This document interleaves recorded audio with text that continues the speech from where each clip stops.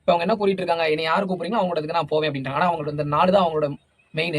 இப்போ டிஎம் கிட்ட போனாங்கன்னா பணம் கொடுப்பாங்க, எம்பி சீட்டு கொடுப்பாங்க. அதிகபட்சம் போனால் ஒரு எம்எல்ஏ 2 எம்எல்ஏ கொடுக்கலாம். ஆனால் அவங்க வந்து ராஜ்யசபா தான் கேட்குறாங்க. யாரு? நம்ம பிரேமலதா அம்மா வந்து. அதனால அங்கே போகிறதுக்கு வாய்ப்பு இல்லை. ஏன்னா அவங்க கொடுக்க மாட்டாங்க. ராஜ்யசபா வந்து டிஎம்கே கொடுக்காது.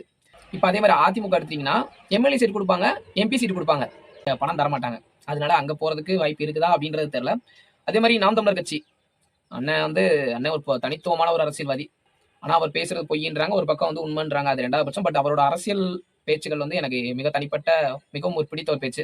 அதனால அண்ணன் கூட போறதுக்கு வாய்ப்பு இல்லை. ஏன்னா அண்ணன் வந்து தனியாக தான் நிற்பாப்புல. இவங்களே போனாலும், ஏன்னா இவங்ககிட்ட இருக்குது 0.47% தான் வச்சிருக்காங்க. இவங்களை வச்சு ஒன்றும் அவரால் பண்ண முடியாது. வேணா ஏதோ ஒரு இடத்துல வேணா ஜெயிக்கலாம். சட்டமன்ற தொகுதி ஏதோ ஒன்றுல ஒன்றோ 2 ஜெயிக்கலாம். இதுதான் பண்ண முடியும். அப்புறம் பார்த்தீங்கன்னா அவங்களுக்காக ஒண்ணே இருக்குது, டிவிகே தான். இப்போ டிவிகேல போறதுக்கு வாய்ப்பு இருக்குது. ஏன் அப்படின்னா வந்து அண்ணியார் வந்து சொல்லியிருந்தாங்க. சாரி, அம்மையார். அம்மா ஆகிட்டாங்க. அம்மையார் வந்து சொல்லியிருந்தாங்க, நான் முதலமைச்சராக்கி அழகு பார்க்க நினைக்கிறாங்க, துணை முதலமைச்சராக்கி அழகு பார்க்க நினைக்கிறாங்க. அவங்க தொண்டர்கள் சொல்லியிருந்தாங்க. நாங்கள் எந்த தொண்டர்கள் சொன்னாங்கன்னு தெரியல. அணில் கூட்டத்தில் வந்து பெருசாக நம்ம சொல்றதுக்கு ஆள் இல்லை. அதனால இவங்க போனால் ஒரு வரவேற்பு கிடைக்கும். அதில் எந்த ஒரு மாற்ற கருத்தும் கிடையாது. கண்டிப்பான வரவேற்பு கிடைக்கும். ஆனால் போனாலும் டிவிகே ஜெயிக்காது அப்படின்றது வந்து எல்லாருக்கும் தெரியும். அனைவருக்கும் தெரிஞ்சது தான். டிவிகே வந்து கண்டிப்பாக ஜெயிக்காது. ஒரு தொகுதி கூட ஜெயிக்குமா அப்படின்றது சந்தேகம் தான்.